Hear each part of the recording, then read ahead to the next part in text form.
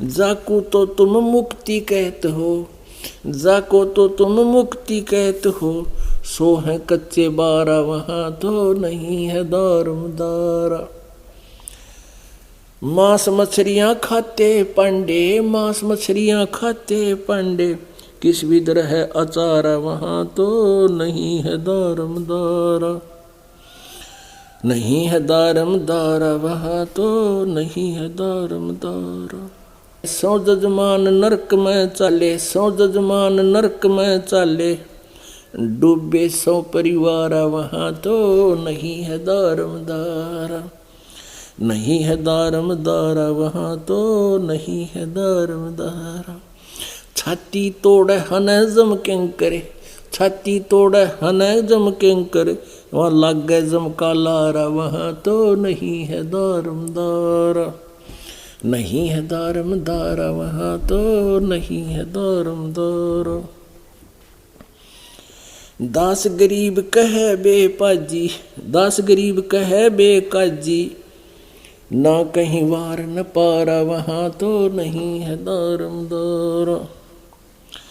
अब परमात्मा कबीर परमेश्वर जी समझाया करते थे, बताया करते थे, वही चित्रण as it is Garibdas ji ने अपनी लैंग्वेज में वाणी में लिखा है।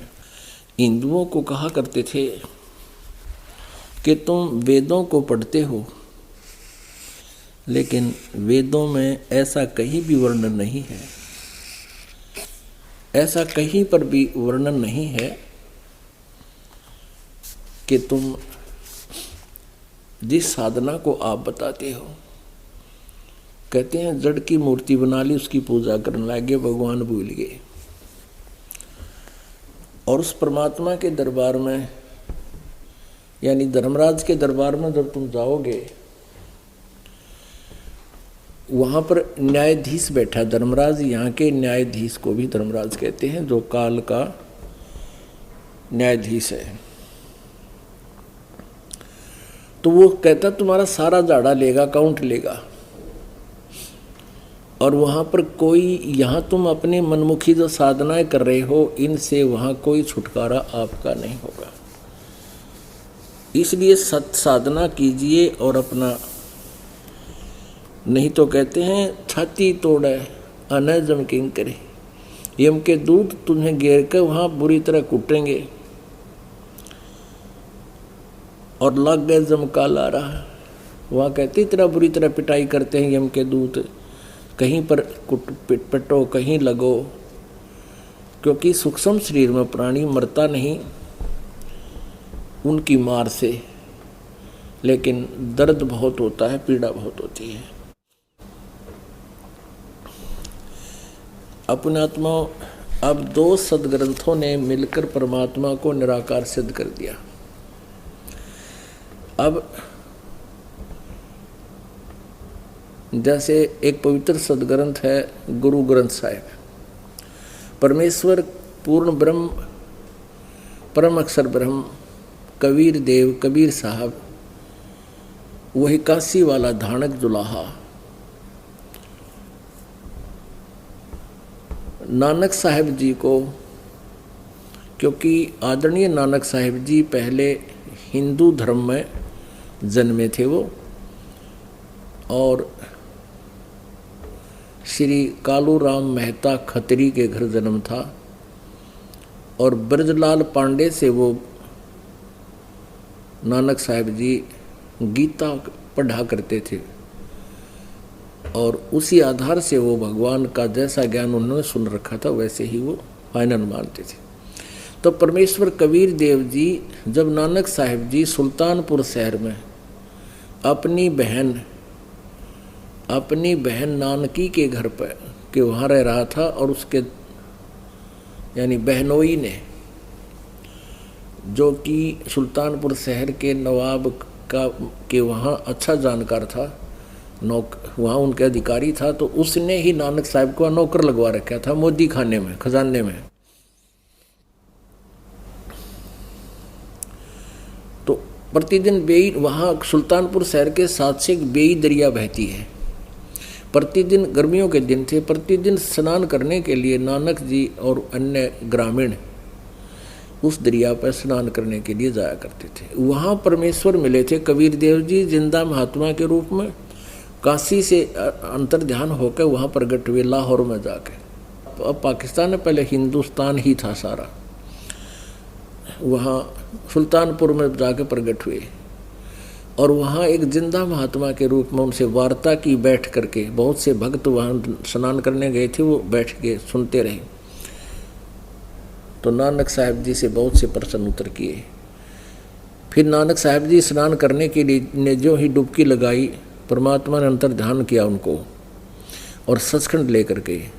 वहाँ दर्शकों ने जो स्नान करने गए हुए थे उन्होंने सोचा नानक जी मर गए, डूब गए, और सब जगह हाहाकार मच गया। गोताखोरों ने जाल डलवा दी, नवाब ने भी वहाँ सब नौकर भेज दिए, गोताखोर बुला लिए, जाल। अब वो ढूंढे डाउन स्ट्रीम में और भगवान ले गए अप स्ट्रीम में, ऊपर के जिधर से पानी आ रहा था। बहुत दूर दूर तक खोज करने के बाद सब ने कह दिया कि वो तो मर गए, डूब गए दरिया में। और नानक साहब को परमात्मा सचखंड लेकर गए, तीसरे दिन वापस छोड़ दिया। तीसरे दिन नानक जी को उसी बेई नदी के किनारे पर सुबह सुबह देखकर सबकी खुशी का ठिकाना नहीं रहा। और नानक साहब जी वापस आए, मोदी खाने में गए और सब खजाने को लौटा दिया। 13 अक्षर आगे गिरा, निक 13 पता लग गया कि तो नकली सांग है यहाँ पर। तो खजाना खाली करके जा बैठे एक जिंदा महात्मा का रूप बना के शमशान घाट में। बैराग हो गया उनको। पीछे से पता चला नवाब को कि आपके सेवक ने आपके मोदी खाने को ख़त्म कर दिया, लौटा दिया। तो सारा अकाउंट किया गया और जयराम नाम था उनके, जयराम जी नाम था उनके बेनोई का, नानक जी के बेनोई का। उसको बुला लिया कि तेरी मार्फत हमने उसको रखा था, कुछ भी घटा तो आपसे लूँगा। नवाब ने कह दिया था जयराम जी को, वो उनका साक्षी था, यानी वहाँ पर जमानती था।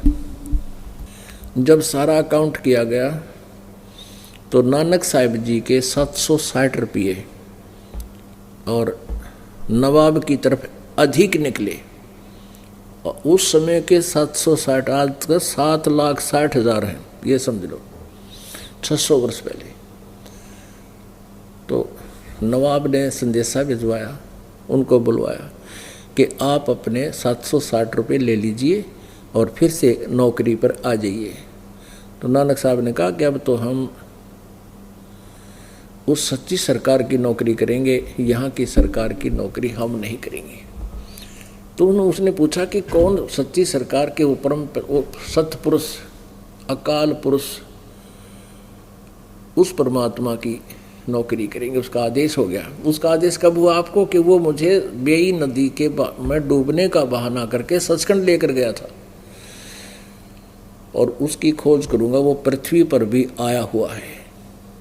तो पहली उदासी में नानक साहिब जी बनारस पहुंचे, काशी में, क्योंकि वार्ता के दौरान परमेश्वर ने कहा था और ऊपर सचखंड में भी कहा था कि मैं काशी में, बनारस में जुल्हा एक दानक का काम करता हूं